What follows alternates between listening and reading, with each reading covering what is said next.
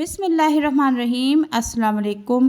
अगर आप सालन और सब्ज़ियां खाकर बोर हो चुके हैं और गर्मी के मौसम में कुछ समझ नहीं आ रही कि आज क्या बनाएं, तो आज आप ये कच्चे आम की कचूम्बर चटनी बना लें। ये बहुत ही टेस्टी और मज़ेदार बनती है। आप जब इसको बना लेंगे तो खाने वाले उंगलियां और प्लेटें भी चाट जाएंगे और गोश्त के सालन को भी पीछे कर देंगे, क्योंकि ये बहुत टेस्टी, चटपटी और मज़ेदार बनती है। ये चटनी जब भी आप बनाएं थोड़ी ज़्यादा बनाना, 2 के बजाय 4 रोटियां खा लेंगे और इतनी टेस्टी है कि फिर भी दिल नहीं भरेगा। तो बनाने का तरीका बहुत ही आसान है। आप जब तरीका देखेंगे तो कहेंगे कि काश पहले पता होता। इतनी आसानी के साथ ये बनकर तैयार हो जाती है। तो हर रोज़ गर्मियों की दोपहर में आप इसको बनाने पर मजबूर हो जाएंगे। और एक छोटी सी मेरी गुजारिश है कि अगर आप मेरे चैनल पर नए हैं तो काइंडली मेरे चैनल को सब्सक्राइब कर दें, बेल आइकन को प्रेस कर दें, ताकि मेरी आने वाली मज़े मज़े की चटपटी वीडियो आप तक भी लाजमी पहुंचे। तो रेसिपी को स्टार्ट करते हैं। बिस्मिल्लाहिर्रहमानिर्रहीम।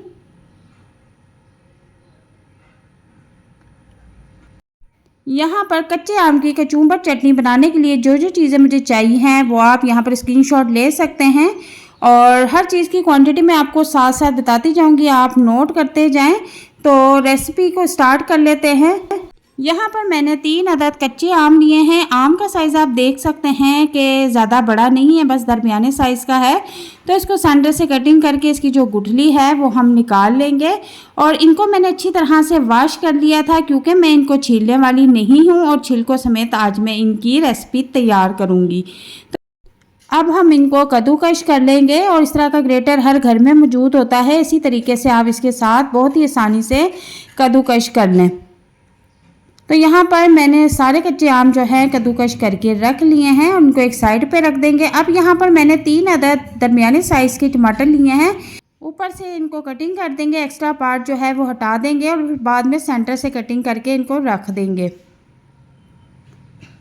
अब यहाँ पर एक फ्राई पैन ले लेंगे और उसमें मैंने 2 चम्मच जो है कुकिंग ऑयल ऐड कर दिया है।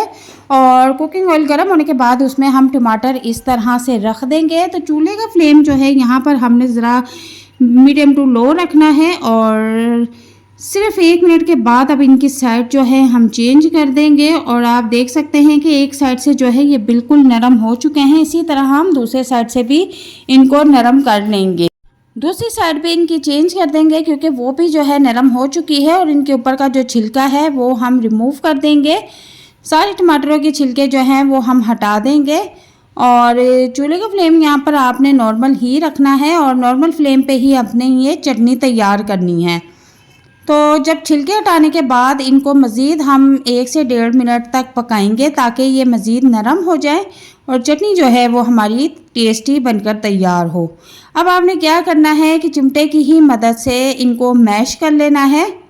ये इतने नरम हो चुके हैं कि बहुत ही आसानी के साथ ये मैश हो जाएंगे। तो अच्छा, आपको एक बात और बता दूं कि आपने ये चटनी जितनी आपको ज़रूरत हो उतनी ही बनानी है। आप इसको बना के स्टोर नहीं कर सकते, क्योंकि इसमें जो जो चीज़ें हम ऐड करेंगे वो फ्रिज में रखने से पानी छोड़ देते हैं, जिसकी वजह से चटनी जो है हमारी ख़राब और एक्सपायर हो सकती है। तो जितनी आपको ज़रूरत हो आपने उतनी चटनी बनानी है।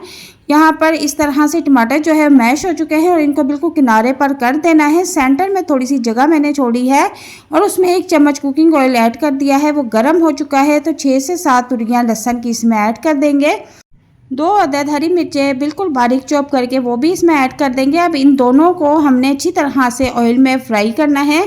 बहुत ही आसान तरीके से ये इसमें फ्राई हो जाएंगे। टमाटर का जो पेस्ट है वो आप थोड़ा थोड़ा पीछे कर दें, और बहुत ही टेस्टी और मज़े का फ्लेवर आता है इस तरीके से जब चटनी तैयार करते हैं। तो यहाँ पर आप देखें कि जो लहसुन और हरी मिर्च है वो फ्राई हो चुकी है, और इसमें मैंने आधी चम्मच ज़ीरा ऐड कर दिया है। अब ज़ीरा जब इसकी खुशबू आना शुरू हो जाए तो फिर हम जो है इसमें कुछ मसाले ऐड कर देंगे, ठीक है। अब ये हमारी जो तीनों चीज़ें हैं, लहसुन, हरी मिर्च और ज़ीरा, ये अच्छी तरह से फ्राई हो चुके हैं और बहुत ही मज़े की खुशबू आ रही है।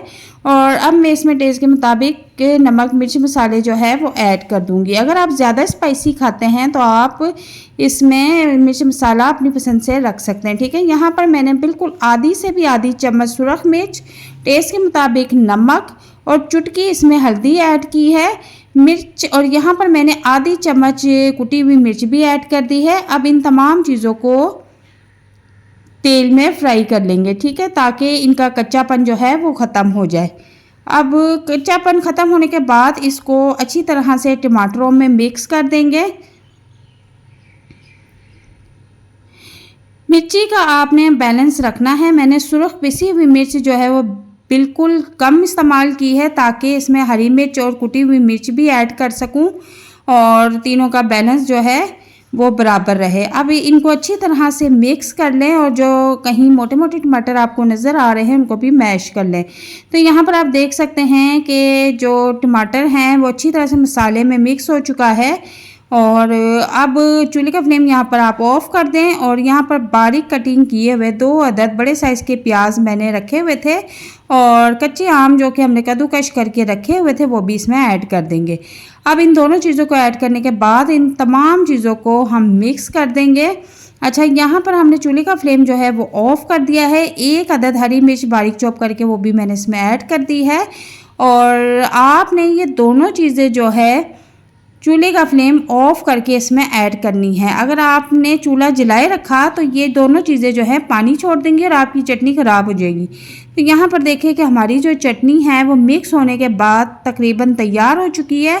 और अब मैं इसमें थोड़ा सा हरा धनिया स्प्रिंकल कर दूँगी और इसको भी अब मैं अच्छी तरह से मिक्स कर लूँगी। और बहुत ही टेस्टी, चटपटी, मज़ेदार हमारी कच्चे आम की कचूम्बर चटनी तैयार है। इसको ख़ासकर आप दोपहर के टाइम बनाएं और जितनी ज़रूरत है आपने उतनी ही बनानी है, ठीक है। आपने इसको बना के स्टोर करके नहीं रखना। इसमें हमने जो प्याज ऐड किए हैं, जो कच्चा आम ऐड किया है, वो हमेशा थोड़ी देर के बाद जो है पानी छोड़ना शुरू कर देते हैं, तो जिससे हमारी चटनी जो है वो ख़राब होना शुरू हो जाती है। तो आप इसको स्टोर करके नहीं रख सकते, ठीक है।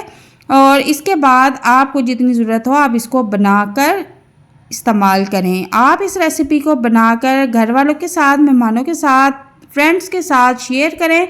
ये इतनी खट्टी खट्टी मज़ेदार चटपटी चटनी बनती है कि जब आप इसको खाएंगे तो आप गोश्त के सालन को पीछे कर देंगे, 2 के बजाय 4 रोटियां खा जाएंगे। इतनी ये टेस्टी और मज़ेदार बनती है। आप इसको दाल के साथ भी बना के खा सकते हैं। अगर कोई सब्ज़ी पसंद नहीं आ रही, फीकी फीकी लग रही है, तो आप उसके साथ भी इसको बना के खा सकते हैं। आप इसको चावलों के साथ भी बना के खा सकते हैं। ये बहुत ही मज़ेदार लगती है। तो उम्मीद करती हूँ कि आज जो रेसिपी मैंने आपके साथ शेयर की है यकीनन आपको बहुत पसंद आएगी। और अगर आपको वीडियो थोड़ी सी भी पसंद आई है तो इसे लाइक और शेयर ज़रूर कीजिएगा और एक अच्छा सा कमेंट ज़रूर कीजिएगा। तो मिलते हैं नेक्स्ट वीडियो में एक नई और चटपटी मज़ेदार रेसिपी के साथ। तब तक के लिए इजाज़त चाहती हूँ। अपना बहुत सारा ख्याल रखना और दुआओं में मुझे भी याद रखना। अल्लाह हाफिज़।